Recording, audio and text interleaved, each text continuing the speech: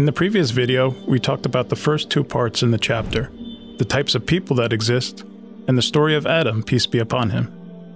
In this video, we'll take a look at the children of Israel, the story of Abraham, and Islam as a way of life. So who are the children of Israel? The word Israel is a Hebrew word that means servant of God.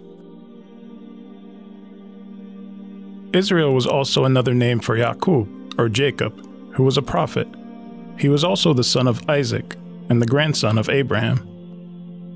Jacob had 12 sons, and from them came 12 different tribes that formed a vast nation of people known as Benu Israel, or the children of Israel.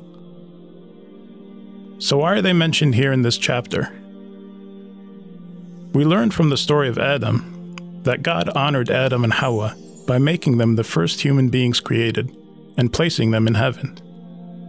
Yet they still sinned and disobeyed God when they ate from the forbidden tree, which led to their departure from heaven and placement on earth. However, they recognized their sin and asked God for forgiveness, and He forgave them, and they continued on the straight path as believers. Iblis, on the other hand, was arrogant and disobeyed God's commandment to bow to Adam. He refused to recognize his sin, which led him to go astray, and was no longer a believer. The children of Israel are mentioned here as an example of an important nation that God favored and blessed throughout their history. Yet many of them failed to submit themselves to God and follow His commandments, similar to Iblis. The chapter goes on to mention many of the blessings they received from God, particularly during the time of Moses, peace be upon him.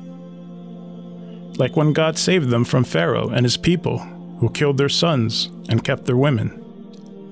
And how God parted the sea to rescue them and drowned Pharaoh and his people right before their eyes. And how God forgave them for worshiping the calf after Moses left them for 40 nights.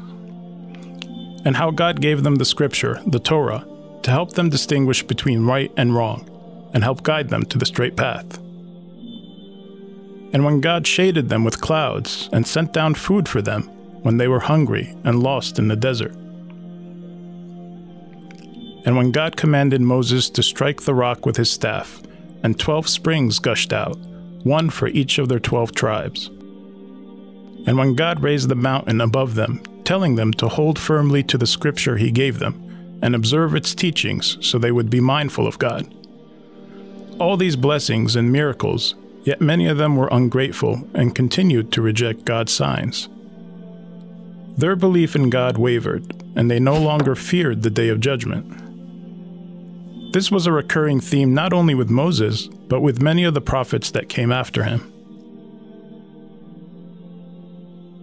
Their example is meant to serve as a warning to Muslims, not to be arrogant and misguided, and not to fall off the straight path as they did. The chapter then presents the example of Abraham, who's considered the father of all prophets, and the patriarch of the children of Israel. Unlike them, he completely submitted himself to the will of God, and followed His guidance. God tested Abraham in so many difficult ways, yet each time he succeeded in fulfilling God's commandments. One of the early examples of these tests was when he challenged his father and his entire community and called on them to stop worshiping idols and to worship their Creator, Allah, the one and only God. As a result of his message, he was captured and thrown into a large fire, but God blessed him and saved him from the fire, and he came out unharmed. Another major test he faced was later in his life, when God ordered him to take his wife Hajar and their newborn son Ismail and leave them in an arid valley in the Arabian Peninsula, alone with no food and water. As difficult as that was, he accepted God's plan, and God took care of Hajar and Ismail. This valley would later become Mecca. Abraham would be tested again years later, when God ordered him to go back to his family in Mecca and to sacrifice his son Ismail. When he told Ismail of God's command, Ismail accepted his fate with no hesitation. As a result of their faith in God and their willingness to follow His order, God blessed them both and rewarded them by placing a ram there to sacrifice instead. This was yet another difficult test from God that Abraham passed successfully. God then informs him that he will make him into a role model and an example for people to follow. Years later, Abraham and Ishmael would go on to build the Kaaba in Mecca, which was the first house of God. Abraham would then make a prayer.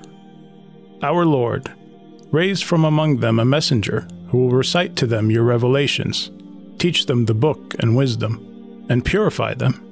Indeed, you alone are the Almighty, all-wise. Generations later, God would answer his prayer by choosing Muhammad, who was born in Mecca, to be the final messenger and prophet of God.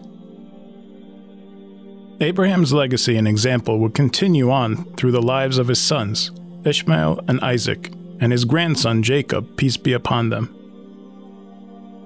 So now that we've talked about the children of Israel and the story of Abraham, we now come to the final part of this chapter, and that is Islam as a way of life. In this part, we learn about the laws prescribed by God, which help guide us to the straight path. These laws affect us on an individual, family, and societal level. On an individual level, we learn about the 5 pillars of Islam. The Shahada, belief that there is only one God, establishing prayer, giving charity, fasting the month of Ramadan, and performing Hajj, which is the pilgrimage to Mecca. We also learn about the articles of faith in Islam, such as belief in Allah, belief in the Day of Judgment, belief in the angels, belief in the scriptures, and belief in all the prophets that came before us. This is a spiritual shift that takes us back to the religion of Abraham and his children, and their descendants, Moses and Jesus, all of whom were Muslim, which simply means one who submits to Allah. There's also a physical shift mentioned here, the change of the Qibla, which is the direction Muslims face during prayer. The direction of the Qibla is changed from Jerusalem to Mecca, which is the original Qibla during the time of Abraham. The chapter goes on to talk about the laws that forbid us from eating certain types of food, as well as intoxicants and gambling. On a family level, there are laws that deal with marriage, divorce, and wills. It provides guidance around giving charity and prioritizing who we give it to. On a societal level, there are laws about contracts, business, and finance. Laws that deal with crimes such as murder and the importance of establishing justice. Rules on how to engage an enemy in warfare. When is war justified and against whom? These laws establish Islam as a way of life and shows us what a Muslim society should look like. They help guide us to the straight path and prevent us from going astray. God is testing us the same way he tested Adam and Hawa, the children of Israel, and Abraham. The chapter ends with a prayer, asking God to forgive us and guide us to the straight path. Our Lord, do not punish us if we forget or make a mistake. Our Lord, do not place a burden on us like the one you placed on those before us. Our Lord, do not burden us with what we cannot bear. Pardon us, forgive us, and have mercy on us. You are our only guardian, so grant us victory over the disbelieving people.